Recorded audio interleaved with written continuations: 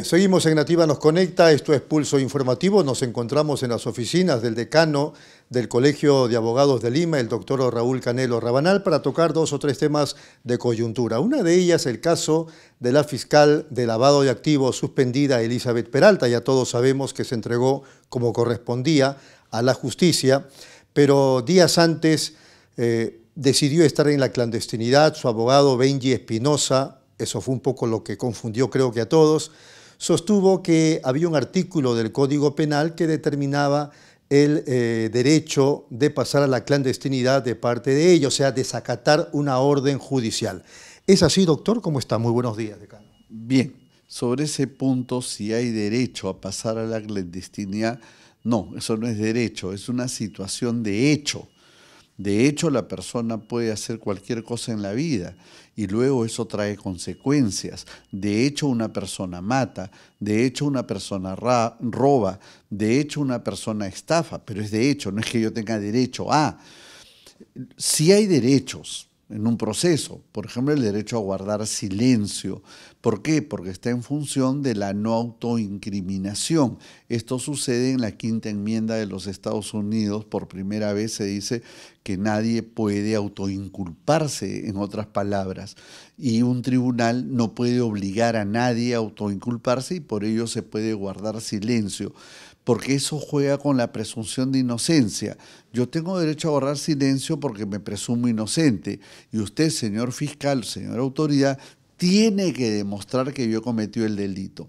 Pero de ahí a inferir que tengo derecho a esconderme, que tengo derecho a no presentarme, que no. Eso es absolutamente erróneo. No es académico, no es técnico, no es legal.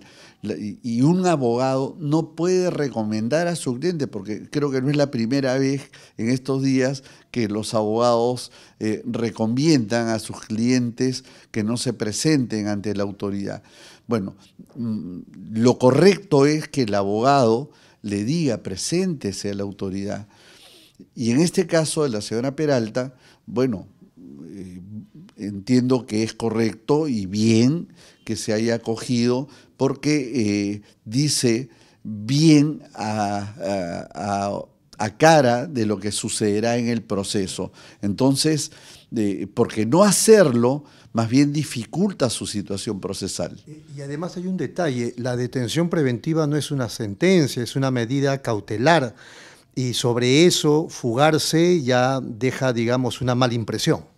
Sí, claro, en el proceso en general se toma en cuenta la conducta de la persona. Vean ustedes que uno de los elementos para determinar una prisión preventiva es si colabora o no colabora. En este caso, el hecho de interferir, esconderse, es una razón grave para que al momento final de la sentencia se tome en cuenta la conducta procesal de la parte. Creo que ha hecho bien la señora Peralta en presentarse y ponerse a derecho, como su nombre dice, ponerse a derecho. Y quiero hacer una reflexión, ¿de dónde viene todo este tema? Hay un diálogo socrático donde Sócrates dialoga con los sofistas y le pregunta qué es mejor, sufrir una injusticia o padecerla. Y luego ahí hace una comparación entre lo que es la justicia y la medicina. Y dice, para curarse, a veces hay que tomar una medicina que puede ser desagradable, pero te cura. La justicia también puede ser muy desagradable para el imputado, pero ya sea que es absuelto o ya sea que cumpla su pena, por muy amarga que sea, al final lo libera. Muy bien, la fiscal de la Nación el día de ayer ha emitido a través de un Twitter, y entiendo que también a través de un oficio al Congreso, el pedido de tramitar ya 16 denuncias constitucionales. ¿Qué dice usted? ¿Cuál sería el mensaje? Bueno, parecería que lo que está diciendo es por favor no sigan blindando, ¿no? En el Congreso, sobre todo la Comisión de Fiscalización y una serie de comisiones que tienen que ver con este tema, tienen que dar las facilidades para que efectivamente en un Estado democrático, en un Estado de Derecho, incluso las más altas autoridades pueden ser sometidas como consecuencia de sus actos a los tribunales. Pero evidentemente el Congreso tiene que actuar.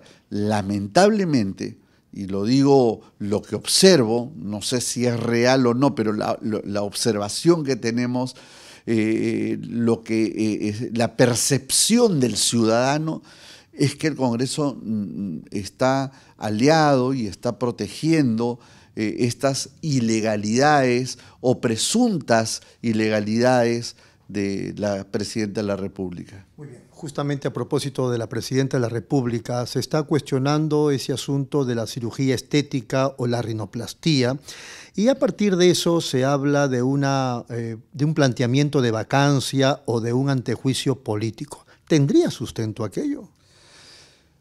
Parece un asunto nimio, ¿cierto? Parece un asunto intrascendente. Una dama que quiere arreglarse a través de las cirugías, en principio no tendría ninguna consecuencia. Pero eso es si es una persona que no es presidenta de la República. El problema es que la presidenta de la República encarna a la nación y ya han dado elementos, el propio señor Otárola, para referir que efectivamente sí hubo una operación, y como todos sabemos, una operación primero significa riesgo, pero segundo necesita descanso médico normal, es decir, se inhabilita para la función desde el punto de vista físico por unos días.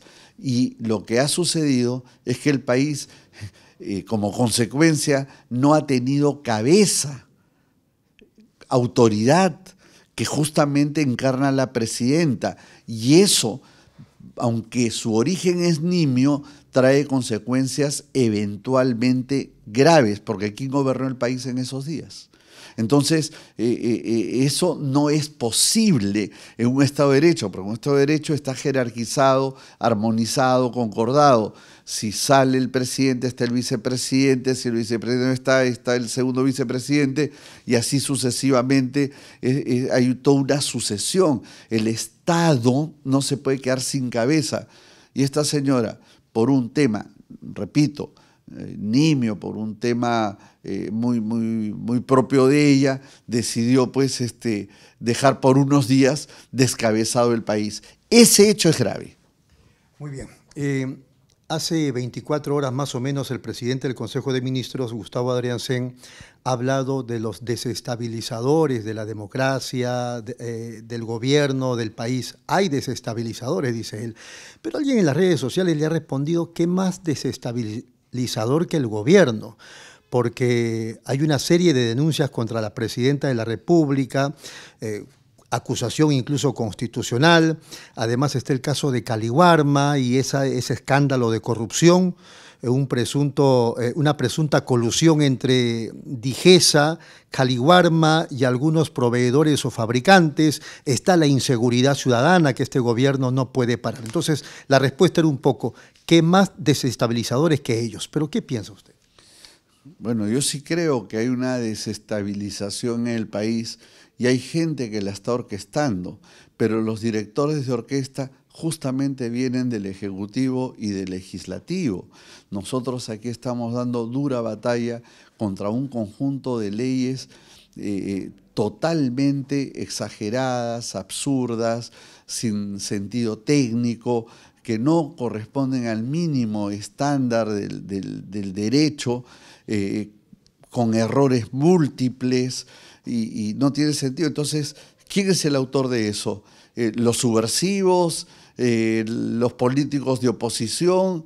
Bueno, yo diría que quien fomenta esto es el autor de estos atropellos a la legalidad, a la inteligencia de los ciudadanos, y parte del propio gobierno. Entonces, yo diría que ellos mismos son los que están desestabilizando el país. Muy bien. Para terminar, decano, le pediría una suerte de balance, ya estamos culminando el año 2024, de la gestión del Colegio de Abogados de Lima, pero también un balance de la situación del país.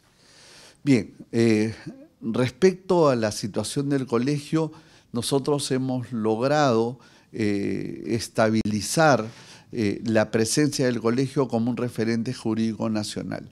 Hemos celebrado un conjunto de convenios importantes, hemos trabajado con muchas autoridades, llámese desde el TC, llámese la Corte Superior de Lima, Corte Interamericana, embajadas, la Embajada de los Estados Unidos, Naciones Unidas, hemos recibido a funcionarios de la OEA. En el interno hemos logrado también, diría yo, voy a utilizar un término no tan usual, adecentar la tarea del colegio. Creo que muchos de los agremiados y los estamentos han entendido que debemos ir en consuno, debemos colaborar, no es fácil. Esto es un colegio que ya viene con una práctica deprimente, caótica desde hace muchos años. El tiempo que vamos trabajando, que son casi 8 meses, ha sido fructífero desde esa perspectiva. Lamentablemente la situación económica del colegio es gravísima.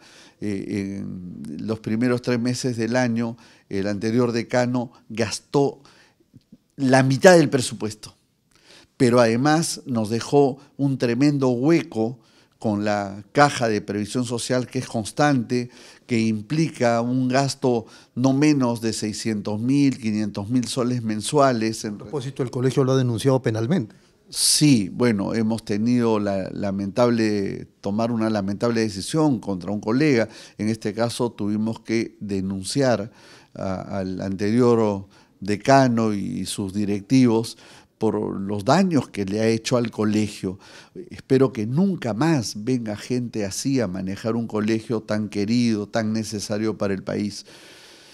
Y respecto a la vida del país, yo lo que puedo decir es que hay una situación económica macro y geopolítica que va avanzando, pero no por una agenda propia del gobierno, sino esto, diría yo, por las circunstancias internacionales que vivimos, el gran interés de China en expandirse, dado que en algunos países les ponen una serie de limitaciones arancelarias, entonces han decidido mejor fabricar en lugares donde pueden exportar sin esas limitaciones, y el Perú justamente es un punto geográfico importante para ello, y las obras monumentales que están haciendo, enhorabuena.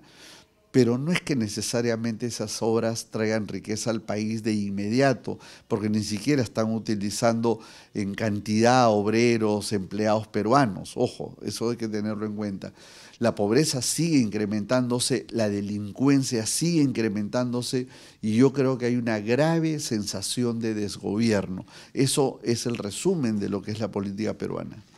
Ha sido muy amable, decano. Muchas gracias por su participación aquí en Pulso Informativo. Vamos a la pausa de inmediato, regresamos.